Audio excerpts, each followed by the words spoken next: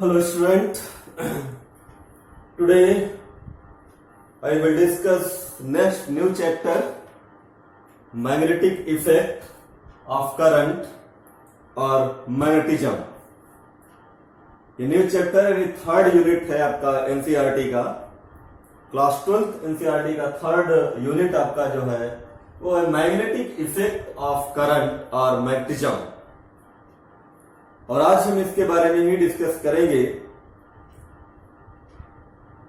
इससे पहले जो अभी हम जो प्रीवियस लेक्चर वीडियो में हमने डिस्कस किया था, सबसे पहले हमने इलेक्ट्रोस्टैटिक डिस्कस किया, उसके बाद करंट इलेक्ट्रिसिटी डिस्कस किया और अब हम लोग मैग्नेटिक इफेक्ट ऑफ करंट या मैग्नेटिज्म को डिस्कस करेंगे।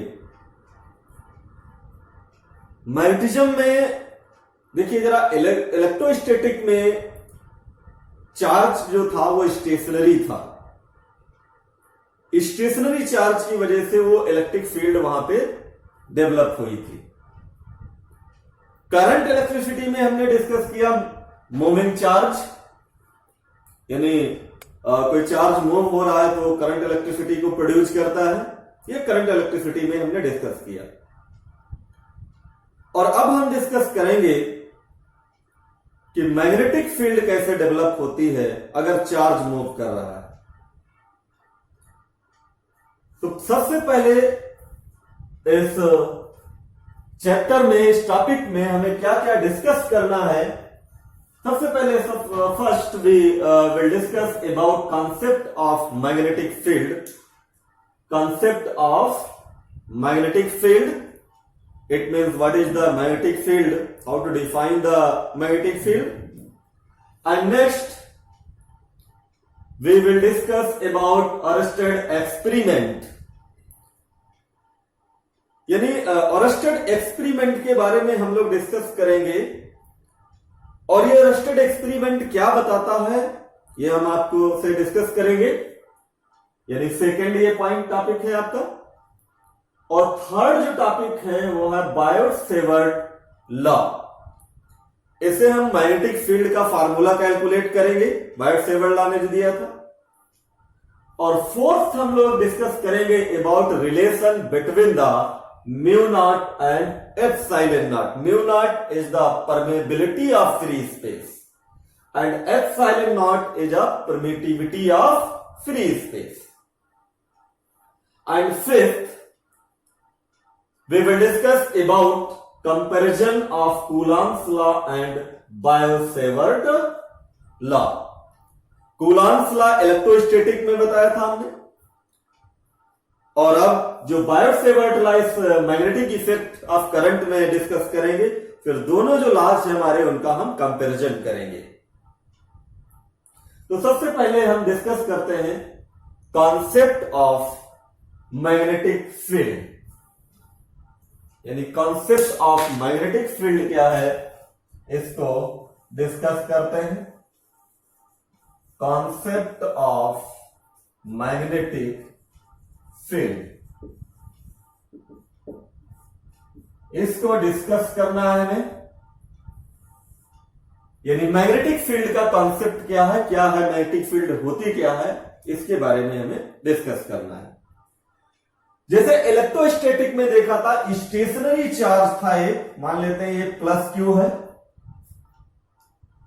और ये इलेक्ट्रिक फील्ड को डेवलप कर रहा था। इसके अराउंड जो स्पेस था वो इलेक्ट्रिक फील्ड को डेवलप कर रहा था। इलेक्ट्रिक लाइंस ऑफ फोर्सेस ये निकाल रहा था। ये प्लस क्यू चार्ज था, ये इलेक्ट्रोस्टैटिक में था। प्लस क्यू चार्ज अगर ले रहे हैं, करंट इलेक्ट्रिसिटी में मूविंग चार्ज था इस तरीके से। और यहां पे हम लोग डिस्कस करेंगे मैग्नेटिक फील्ड का मतलब ये है, इसमें वर्ड आ रहा है मैग्नेट। तो अगर किसी मैग्नेटिक निडल को आप किसी बार मैग्नेट के पास रख दीजिए, जैसे ये आप ले लीजिए एक बार मैग्नेट जिसका नॉर्थ और साउथ और नॉर्थ पोल होगा, और इस मैग्नेटिक बार के पास में एक मैग्नेटिक निडल लेके आइए, यानी कंपास निडल। ये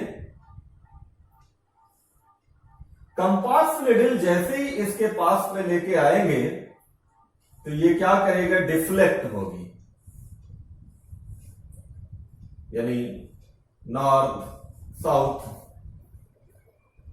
ये कंपास निडल को यानी मैग्नेटिक निडल को बार मैग्नेट के पास जैसे ही लेकर के जाएंगे तो इसमें डिफ्लेक्शन होगा, यानी किसी डायरेक्शन में जाके रेस्ट में आ जाएगी। और इसी मैग्नेटिक निडल को अगर आप किसी दूसरे पॉइंट पे लेके जाइए तो उसकी जो डायरेक्शन होगी रेस्ट में आने की वो दूसरी होगी। इसका मतलब ये हुआ कि अगर आप मैग्नेटिक निडल को किसी बार मैग्नेट के पास लाते हैं तो एक टार्क वर्क करता है, यानी एक टार्क वर्क करता है। और ये टार्क क्या करता है कि मैग्नेटिक निडल को एक डिफिनेट डायरेक्शन में जाके रेस्ट में ले आता है। तो अब हमें इसी से मैग्नेटिक फील्ड को डिफाइन कर देंगे, यानी अगर हमें मैग्नेटिक फील्ड को डिफाइन करना हो, the region near a magnet at which a magnetic needle experience a torque is called the magnetic field। यानी ये आपका कोई बार मैग्नेट है और इस बार मैग्नेट के पास अगर कोई आप मैग्नेटिक निडल लाइए और वो एक्सपीरियंस करे a torque and resist in a different direction, यानी अगर आपको डिफाइन करना हो इस मैग्नेटिक फील्ड को तो आप लिख देंगे near a magnet where a magnetic needle experience a torque and rest in a definite direction is called the magnetic field. ठीक है, तो मैग्नेटिक फील्ड मेरे हिसाब से आपके समझ में आ गई होगी कि इस जैसे हम जो मैग्नेटिक निडल है इसको अगर यहां पे हम रखें तो हो सकता है ये टार्क एक्सपीरियंस ना करे, और यहां पे ले आए तो यहां पे अगर हम मैग्नेटिक निडल को रखें तो ये शायद इसमें डिफ्लेक्शन आ जाए। तो इसके मतलब इसके अराउंड जो आपका एरिया है उसी एरिया को हम लोग कहेंगे magnetic field. The region near a magnet where the magnetic needle experience a torque and rest in a definite direction is called the magnetic field and denoted by capital B. ठीक, तो magnetic फील्ड के बारे में आपको समझ में आ गया होगा। तो ये फर्स्ट हमारा टॉपिक था। सेकंड क्या है? सेकंड है ऑर्स्टेड एक्सपेरिमेंट। ऑर्स्टेड एक्सपेरिमेंट जरा देखिए क्या है, यानी सेकंड जो टॉपिक है आपका वो है ऑर्स्टेड एक्सपेरिमेंट।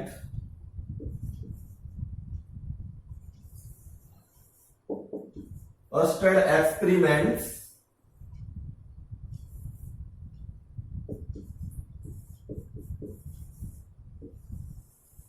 ऑर्स्टेड एक्सपेरिमेंट क्या है जरा देखिए। पहले हम लोग जो इलेक्ट्रिक फील्ड के बारे में डिस्कस किया और अब हम मैग्नेटिक फील्ड के बारे में डिस्कस कर रहे हैं। पहले इलेक्ट्रिक और मैग्नेटिक फील्ड के बीच कोई रिलेशन नहीं था, कोई जानता नहीं था कि इसमें क्या रिलेशन होता है। लेकिन ऑर्स्टेड ने एक एक्सपेरिमेंट किया 1820 में एक ऑर्स्टेड साइंटिस्ट थे, उन्होंने एक एक्सपेरिमेंट किया और एक्सपेरिमेंट में ये बताया कि कोई करंट कैरिंग कंडक्टर है वो भी मैग्नेटिक फील्ड को डेवलप करता है। यानी अगर किसी वायर में करंट फ्लो हो रही है तो वो मैग्नेटिक फील्ड को डेवलप करेगा, यानी उस वायर के अराउंड मैग्नेटिक फील्ड डेवलप हो जाएगी।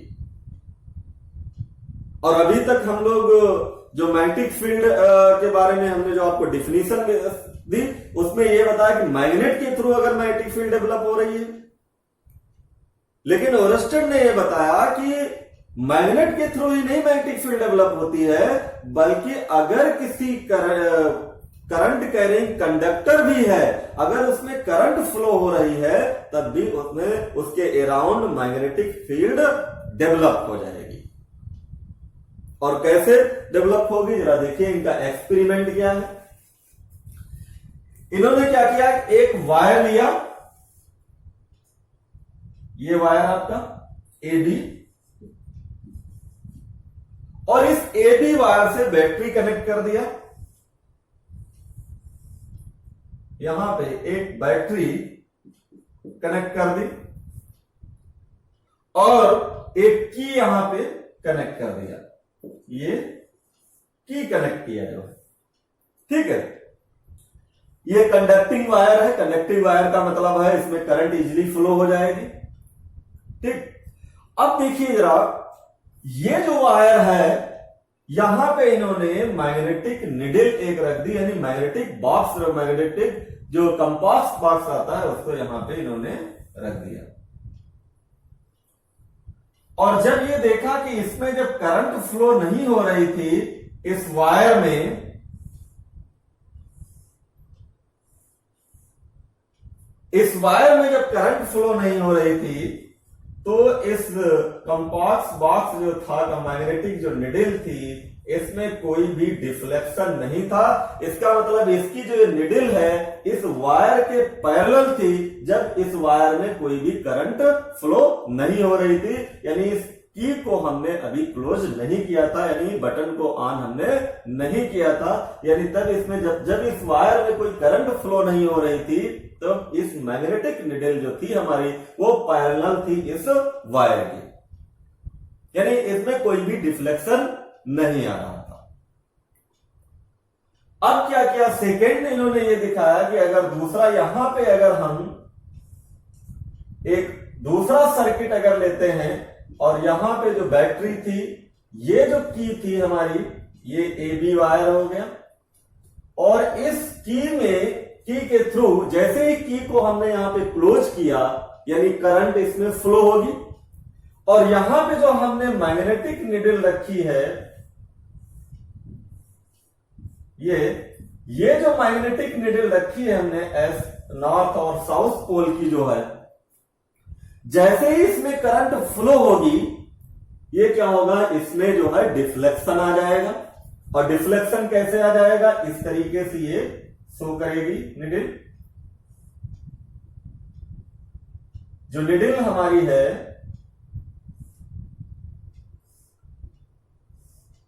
ये डिफ्लेक्शन आपका आ जाएगा।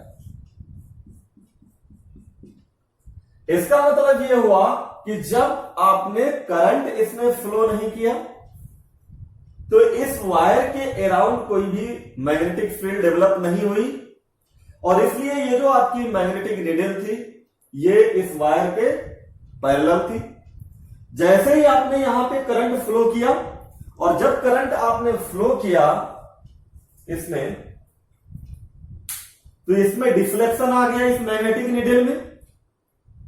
इसका मतलब यह हुआ कि इस वायर की वजह से, इस वायर में जो करंट फ्लो हो रही है, इस वायर की वजह से इस चारों तरफ इस वायर के मैग्नेटिक फील्ड डेवलप हो गई है, और मैग्नेटिक फील्ड डेवलप होने की वजह से इसमें डिफ्लेक्शन आ गया। फिर इन्होंने एक और एक्सपेरिमेंट किया कि इस जो हमारी बैटरी थी इसके पोल चेंज कर दिया, और पोल चेंज करने के बाद जरा देखिए क्या हुआ। जब पोल इस बैटरी का इन्होंने चेंज किया और उसके बाद जो करंट वायर में फ्लो की, और उसके बाद जब डिफ्लेक्शन इन्होंने देखा तो ये जो डिफ्लेक्शन था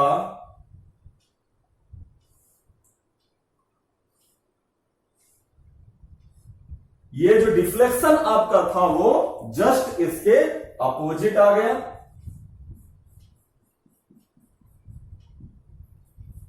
यानी जैसे ही करंट की डायरेक्शन चेंज होगी तो इसमें डिफ्लेक्शन क्या है मैग्नेटिक नीडल में, वो भी चेंज हो जाएगा। इसका मतलब ये हुआ कि ओरस्टेड जो एक्सपेरिमेंट था, उन्होंने एक्सपेरिमेंट किया था, उन्होंने ये प्रूफ किया कि अगर किसी करंट कैरिंग कंडक्टर अगर कोई है, उसमें करंट अगर फ्लो हो रही है, तो उस वायर के, जैसे ये कोई कंडक्टर है और इस कंडक्टर में अगर आप करंट फ्लो करेंगे तो इसके चारों तरफ मैग्नेटिक फील्ड डेवलप हो जाएगी। और जैसे ही यहां पे आप डायरेक्शन चेंज करेंगे तो करंट की डायरेक्शन चेंज हो जाएगी और मैग्नेटिक नीडल की डायरेक्शन भी चेंज हो जाएगी। इसका मतलब यह हुआ कि जो मैग्नेटिक फील्ड की डायरेक्शन है वो डिपेंड करेगी चार्ज फ्लो पे, यानी करंट की डायरेक्शन पे शो करेगी, किस डायरेक्शन में करंट की जो आपकी है करंट फ्लो हो रही है उसी के अकॉर्डिंग आपकी मैग्नेटिक फील्ड की डायरेक्शन भी होगी। और इन्होंने ओरस्टेड ने बताया कि अगर इस मैग्नेटिक निडल को जितना करीब ले जाएंगे, brought to near a current carrying conductor, then the magnetic field also be increases. यानी इस वायर के जितने करीब इस मैग्नेटिक निडल को ले जाएंगे उतना ही स्ट्रांग मैग्नेटिक फील्ड होगी। इसका मतलब ये हुआ कि ये जो आपका करंट कैरिंग कंडक्टर है, इसमें अगर करंट फ्लो हो रही है तो जितना इसके करीब आप जाएंगे उतना ही इसमें मैग्नेटिक फील्ड ज्यादा स्ट्रांग होगी, उतनी ज्यादा मैग्नेटिक फील्ड स्ट्रांग होती जाएगी, जितनी ज्यादा इस करीब इस मैग्नेटिक करंट कैरिंग कंडक्टर के पास जाएंगे। या देखिए दूसरा तरीका इसका है मैग्नेटिक फील्ड स्ट्रांग करने का, अगर इसमें आप जो फ्लो करंट है उसको और इंक्रीज कर दीजिए। If a flowing of current increases then the magnetic field developed around a wire also be increases. यानी अगर करंट कैरिंग कंडक्टर में अगर करंट की वैल्यू आप इंक्रीज कर देंगे तो मैग्नेटिक फील्ड की वैल्यू भी इंक्रीज हो जाएगी जो इसके अराउंड डेवलप हुई है। और अगर आप फ्लो की डायरेक्शन चेंज कर देंगे फिर भी उसकी क्या होगी, आपकी चेंज हो जाएगी, पोलरिटी चेंज कर देंगे तो आपका ये निडल जो आपकी वो डायरेक्ट चेंज हो जाएगी। और इसमें भी अगर आप करंट इंक्रीज करेंगे तो मैग्नेटिक फील्ड भी इंक्रीज हो जाएगी, इसके अराउंड जो डेवलप हुई है मैग्नेटिक फील्ड। तो ओरस्टेड ने ये कहा कि भाई मैग्नेट से ही मैग्नेटिक फील्ड डेवलप नहीं होती है, और भी अगर आप कोई करंट कैरिंग कंडक्टर है उसमें करंट फ्लो हो रही है उसकी वजह से भी मैग्नेटिक फील्ड डेवलप होती है।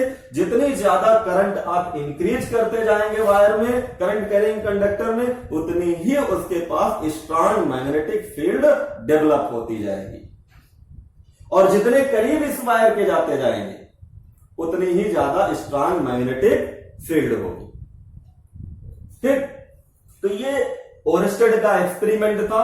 ओरस्टेड से पहले इस करंट जो इलेक्ट्रिसिटी थी यानी इलेक्ट्रिक फील्ड थी इस और मैग्नेटिक फील्ड में कोई भी रिलेशन नहीं था। लेकिन जैसे ही ओरस्टेड ने एक्सपेरिमेंट किया और ओरस्टेड एक्सपेरिमेंट करके उन्होंने बताया कि मैग्नेटिक फील्ड जो है वो करंट कैरिंग कंडक्टर भी डेवलप करता है, यानी करंट जो कोई भी आपका वायर है उसमें करंट अगर फ्लो हो रही है तो मैग्नेटिक फील्ड को डेवलप करेगा। यह ओरस्टेड एक्सपेरिमेंट ने बताया। ठीक, अब जरा आते हैं नेक्स्ट हमारा जो टॉपिक है बायोट-सेवर्ट लॉ। काफी इंपॉर्टेंट है ये, काफी इस पे क्वेश्चंस भी आते हैं आपके एग्जाम्स में। और जो आपका बायोट-सेवर्ट लॉ है ये एग्जाम्स में क्लास 12 के सीबीएसई बोर्ड में कई बार आपके एग्जाम्स में पूछा भी गया है बायोट-सेवर्ट लॉ। तो नेक्स्ट जो टॉपिक हमारा है, टॉपिक नंबर 3 इस चैप्टर का, वो है बायोट-सेवर्ट लॉ।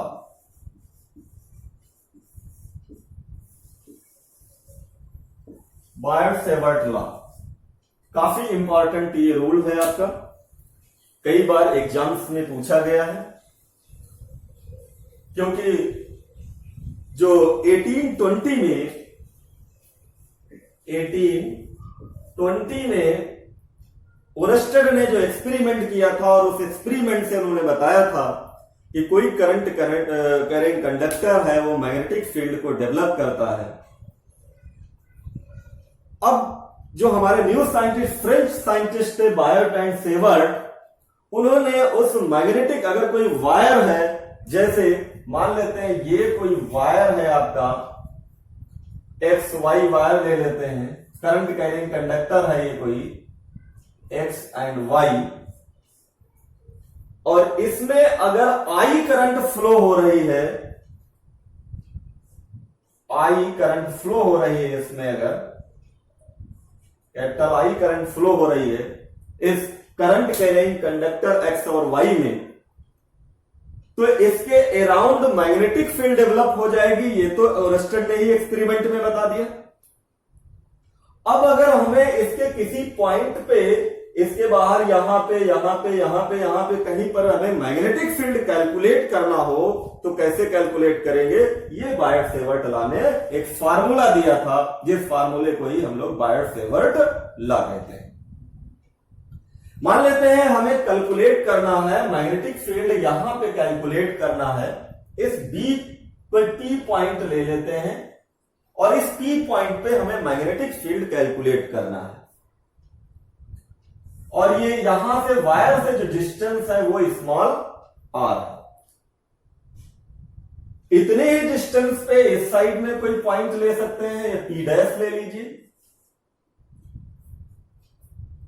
जितनी मैग्नेटिक फील्ड पी पे होगी उतनी ही मैग्नेटिक फील्ड पी डैश पे होगी। ये आपकी डिस्टेंस भी आर ले लीजिए। अब यहां पे ये एंगल आपका क्या है? थीटा एंगल ले लीजिए, यानी थीटा एंगल पे कोई पी पॉइंट है इस करंट कैरिंग कंडक्टर के, और वहां पे आपको मैग्नेटिक फील्ड कैलकुलेट करना है। और इसमें इस करंट कैरिंग कंडक्टर में आई करंट फ्लो हो रही है,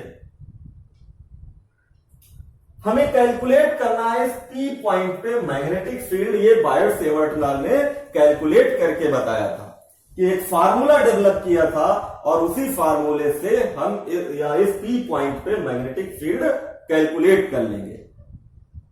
ठीक है, अब देखिए जरा इस वायर को, जो आपका एक्स और वाई जो वायर है, इस वायर को infinite small current carrying conductors में इसको ब्रेक कर लेंगे। छोटे छोटे पार्ट में इसको ब्रेक कर लेंगे, और उसके एक पार्ट की हम करंट अगर कैलकुलेट कर लें, एक current carrying conductor, small current carrying element, थोड़ा सा एक एलिमेंट ले लें इसका, जिसकी लेंथ हम dl ले लें। करंट कैरिंग एलिमेंट इसको बोलेंगे, छोटा सा एक स्मॉल पार्ट ले लें, ये बायोट सेवर्ट ने बताया था। और इस स्मॉल पार्ट की वजह से इस पी पॉइंट पे कितनी मैग्नेटिक फील्ड होगी, यानी ये मैग्नेटिक पी पॉइंट पे जो मैग्नेटिक फील्ड डीबी होगी, डीबी का मतलब, क्योंकि ये स्मॉल करंट कैरिंग कंडक्टर की वजह से हम मैग्नेटिक फील्ड कैलकुलेट कर रहे हैं, तो यहां पे क्या होगा? स्मॉल मैग्नेटिक फील्ड होगी। उसके बाद हम इंटीग्रेट करके ये आपकी टोटल मैग्नेटिक फील्ड इस टोटल करंट कैरिंग कंडक्टर की वजह से कैलकुलेट कर सकते हैं। ठीक, अब ये देखिए, इसमें थोड़ी सी आप थ्योरी लिख सकते हैं कि let a taking current carrying conductor X Y, if capital I current flow in the current carrying conductor and taking a small current carrying conductor element and calculate the magnetic field at point P. If the magnetic field at point P is dB, then this magnetic field dB is depend upon the following factor. ये Biot Savart ने बताया था। और ये magnetic field इस P point पे dB किस पे डिपेंड करेगी? फर्स्ट डिपेंड करेगी, dB is directly proportional to the current flowing in the conductor, यानी dB is directly proportional to I, यानी इस कंडक्टर में जितनी करंट फ्लो होगी उसके डायरेक्टली प्रोपोर्शनल होगी magnetic field at point P पे। ये बायट सेवर्ट लॉ ने फर्स्ट पॉइंट बताया। और सेकेंड पॉइंट ये बताया कि यही मैग्नेटिक फील्ड जो आपकी पी पॉइंट पे है ये डायरेक्टली आल्सो भी proportional to the current element, length of current element, it means dl के, यानी dB is also directly proportional to dl. यानी जो हमने करंट एलिमेंट लिया है उसके भी ये मैग्नेटिक फील्ड क्या होगी, डायरेक्टली प्रोपोर्शनल होगी। और थर्ड इन्होंने बताया बायट सेवर्ट लॉ ने कि this magnetic field also directly proportional to the angle between the current element and joining line the point P, यानी थीटा, यानी sine of theta is directly proportional to the magnetic field at point P, यानी dB also is directly proportional to the sine theta. ये बायट Savart law ने बताया। और इसके बाद अगला जो बताया इन्होंने फोर ये बताया कि ये जो डिस्टेंस होगी इस करंट एलिमेंट की और इस पॉइंट के बीच की जो डिस्टेंस होगी आर के स्क्वायर के इनवर्सली प्रोपोर्शनल होगा। It means dB is inversely proportional to 1/r²। ठीक, अब क्या करेंगे, इन चारों इक्वेशंस को कंबाइन कर देंगे, यानी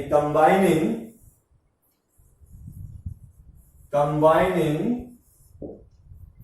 the all equation we have, क्या मिलेगा, चारों इक्वेशंस को कंबाइन कर दीजिए तो ये आ जाएगा dB is directly proportional to I dl sin theta upon r²। This relation is called the Biot Savart law. ये रिलेशन जो आता है वो इसी को हम लोग कहते हैं बायट सेवर्ट लॉ। और अगर ये वायर आपका किसी एयर में या वैक्यूम में अगर रखा हुआ है तो इसको हम लोग क्या लिख सकते हैं, dB is equal to μ0/4π I dl sin theta upon r²। ये आपका फार्मूला dB का आ जाएगा। और ये जो आपका आएगा फार्मूला, इस फार्मूले में कुछ कांस्टेंट वैल्यू है, यानी जो फार्मूला आपका निकल के आया है dB is equal to μ0/4π I dl sin theta upon r²। ये जो फार्मूला आपके पास आया है, ये जो μ0/4π है ये कांस्टेंट है और इसकी वैल्यू जो होती है μ0/4π की इक्वल टू 10⁻⁷ होती है न्यूटन पर एम्पियर स्क्वायर। और ये जो μ0 है इसको हम लोग कहते हैं permeability of free space. Permeability of free space इसको बोलेंगे हम लोग, यानी μ0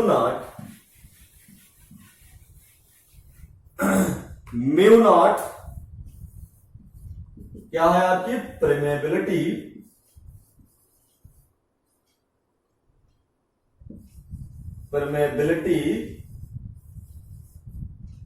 ऑफ फ्री स्पेस।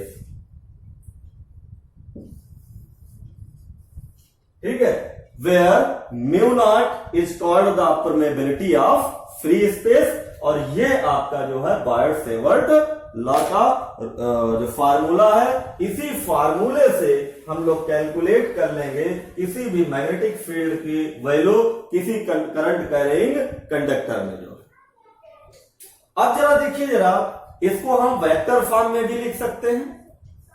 और वेक्टर फॉर्म में लिखने के लिए क्या सीधे लिख सकते हैं, यानी डी, क्योंकि मैग्नेटिक फील्ड आपकी क्या है, वो वेक्टर क्वांटिटी है, इसलिए इसको हम क्या लिखेंगे, μ0/4π I। और ये जो आपकी आ जाएगी मैग्नेटिक फील्ड की जो डायरेक्शन होती है, यानी I जो आपका वेक्टर क्वांटिटी है, वेक्टर क्वांटिटी को क्या लिख सकते हैं, I d l into r upon r cube. ये आपका जो है वो आपकी वेक्टर क्वांटिटी मैग्नेटिक फील्ड है। तो ये वेक्टर के फॉर्म में हमने जो है इसका फार्मूला लिख दिया जो है मैग्नेटिक फील्ड का। ठीक, तो ये आपका बायट सेवर्ट लॉ हो गया, काफी इंपॉर्टेंट है बायट सेवर्ट लॉ। मेरे हिसाब से आपको समझ में आ गया होगा, क्योंकि ये कई बार एग्जाम्स में आपके पूछा गया है बायट सेवर्ट लॉ। और ये फार्मूला है, इससे हम magnetic field at point P पे कैलकुलेट कर लेंगे। इसके बाद जरा देखिए, जब आपने मैग्नेटिक फील्ड कैलकुलेट कर लिया है तो इसका यूनिट क्या होता है, unit and dimension of magnetic field, यानी unit of magnetic field, unit of magnetic field, यानी unit of magnetic field. Unit क्या होता है मैग्नेटिक फील्ड का, टेस्ला, ये होता है Tesla. Unit of magnetic field Tesla, या इसको हम लोग लिखते हैं वेबर पर मीटर स्क्वायर भी इसको लिख सकते हैं, यानी वेबर पर मीटर स्क्वायर भी इसको हम लोग यूनिट इसका लिख सकते हैं, या न्यूटन एम्पियर इंटू मीटर, या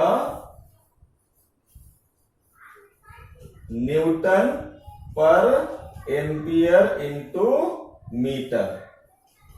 ठीक, तो इसका एक यूनिट हो गया टेस्ला, दूसरा यूनिट हो गया वेबर पर मीटर स्क्वायर, तीसरा यूनिट क्या लिख सकते हैं, न्यूटन पर एम्पियर इंटू मीटर। और एक इसका यूनिट और होता है जिसको हम लोग गॉस कहते हैं, यानी गॉस, जिसको कैपिटल जी से डोनेट करते हैं, गॉस। और 1 गॉस इक्वल टू होता है वो 1 tesla, 1 tesla is equal to होता है 10 टू पावर 4 गॉस। ठीक, तो इसके जो यूनिट कितने हो गए, एक आपका टेस्ला है एसआई यूनिट, एक आपका वेबर पर मीटर स्क्वायर है, और दूसरा क्या है आपका न्यूटन पर एम्पियर इंटू मीटर। ये तो इसके एसआई यूनिट हैं इसके जो है, और सीजीएस यूनिट जो है आपका, CGS unit of magnetic field क्या होती है, गॉस, कैपिटल जी से डिनोट करेंगे। ये जो यूनिट है सीजीएस का मतलब सेंटीमीटर ग्राम सेकेंड में, और ये जितने यूनिट हमने बताया था टेस्ला, वेबर पर मीटर स्क्वायर और न्यूटन पर एम्पियर इंटू मीटर, वो क्या होगा आपका, वो एसआई यूनिट होंगे। तो सीधे हम लिख देते हैं इसमें एसआई यूनिट और सीजीएस यूनिट, यानी SI unit of magnetic field क्या हो जाएगा, एक तो आपका टेस्ला, दूसरा आपका वेबर पर मीटर स्क्वायर, और तीसरा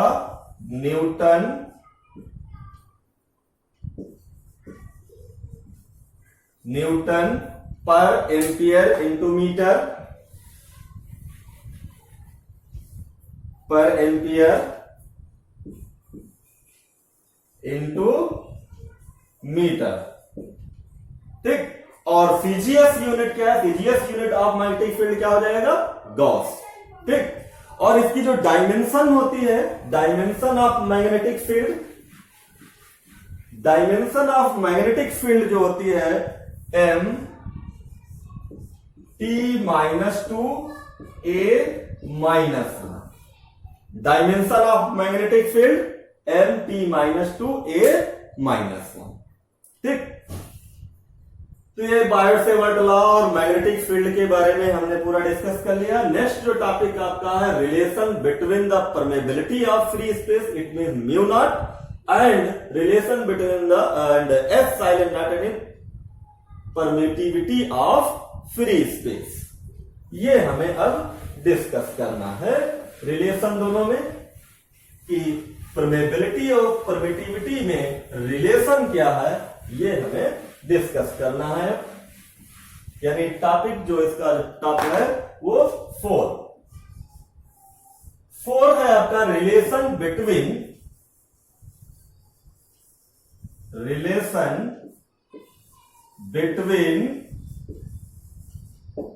mu naught and epsilon naught. ये रिलेशन हमें अब फाइंड आउट करना है. तो इसकी वैल्यू अभी क्या हमने लिखी थी, इसकी वैल्यू थी mu naught upon 4 pi is equal to 10 to power -7 newton पर एम्पियर स्क्वायर. ये हमने यूनिट लिखी थी इसकी, न्यूटन पर एम्पियर स्क्वायर 10 टू पावर -7 की. और एफ साइलेंट नॉट यानी ये क्या होता है 1/4 pi epsilon naught equal to होता है 9 इंटू 10 टू पावर 9 वेबर. यानी इसकी जो वैल्यू आपकी आती है ये होती है न्यूटन मीटर स्क्वायर पर कूलॉम स्क्वायर. ये इसकी वैल्यू होती है. यानी म्यू नॉट अपॉन 4 पाई की वैल्यू कितनी है 10 टू पावर -7 न्यूटन पर एम्पियर स्क्वायर. और इसकी वैल्यू आपकी क्या है 9 into 10 to power 9 newton metre square पर कूलॉम स्क्वायर. ठीक. अब यहां से म्यू नॉट की वैल्यू फाइंड आउट कर लीजिए. तो म्यू नॉट इक्वल टू क्या हो जाएगा 4 pi into 10 to power -7 newton पर एम्पियर स्क्वायर. और यहां से एफ साइलेंट नॉट की वैल्यू कैलकुलेट कर लीजिए. तो epsilon naught equal to क्या आ जाएगा 1/4 pi into 9 into 10 to power 9. ठीक. ये वैल्यू आपके पास आ जाएगी. और ये क्या आ जाएगी, ये आपकी आ जाएगी कूलॉम स्क्वायर. जो भी वैल्यू आपके पास आएगी निकल के, तो ये हमारे पास एफ साइलेंट नॉट की वैल्यू आ गई. और इन दोनों वैल्यू को जरा मल्टीप्लाई कर दीजिए. यानी इक्वेशन फर्स्ट इसको ले लीजिए, इक्वेशन सेकेंड इसको ले लीजिए और दोनों को जरा मल्टीप्लाई कर दीजिए. Equation first multiplied by second, यानी फर्स्ट मल्टीप्लाइड बाई सेकेंड. तो ये हो जाएगा mu naught into epsilon naught is equal to ये आ जाएगा 4 pi into 10 to power -7 1/4 pi into 9 into 10 to power 9. ये मल्टीप्लिकेशन पे वैल्यू आई आपकी. जरा देखिए. अब इसको और सिंप्लीफाई कर लीजिए. जब आप सिंप्लीफाई करेंगे तो ये क्या 4 पाई और 4 पाई कैंसिल हो जाएगा. ये 10 टू पावर -7 न्यूमरेटर में है, इसको डिनोमिनेटर में लाएंगे तो ये हो जाएगा 9 into 10 to power 9 into 10 to power 7. क्योंकि ये माइनस है, डिनोमिनेटर में आएगा तो प्लस हो जाएगा. तो ये आ जाएगा 1/9 इंटू 10 टू पावर 16. और इसको क्या लिख सकते हैं हम लोग, इसको लिख सकते हैं 1/3 इंटू 10 टू पावर 8 का होल स्क्वायर. ठीक. इसको हम चेंज कर लेंगे 3 इंटू 10 टू पावर 8 का होल स्क्वायर ले सकते हैं. होल स्क्वायर ओपन करेंगे तो यही वैल्यू आएगी. तो ये जो वैल्यू आपकी निकल के आ जाएगी ये किसकी वैल्यू है, वेलोसिटी ऑफ लाइट की, यानी सी की. वेलोसिटी ऑफ लाइट की वैल्यू सी इक्वल टू क्या होता है 3 इंटू 10 टू पावर 8. तो यहां पे सी रख दीजिए. तो ये आ जाएगा 1/c का होल स्क्वायर. ठीक. तो ये जो वैल्यू आई आपके पास यानी सी स्क्वायर इक्वल टू क्या आ जाएगा 1/μ0 एफ साइलेंट नॉट. तो सी इक्वल टू क्या आ जाएगा, सी इक्वल टू आ जाएगा √μ0 epsilon naught. This is the relation between the μ0 and epsilon naught. यानी μ0 और एफ साइलेंट नॉट की वैल्यू क्या है आपकी, ये c equal to 1/√μ0 and epsilon naught. ये रिलेशन आया आपका, relation between the mu naught and epsilon naught. ठीक, अब जरा देखिए जरा इसका जो लास्ट टॉपिक है, लास्ट टॉपिक क्या है?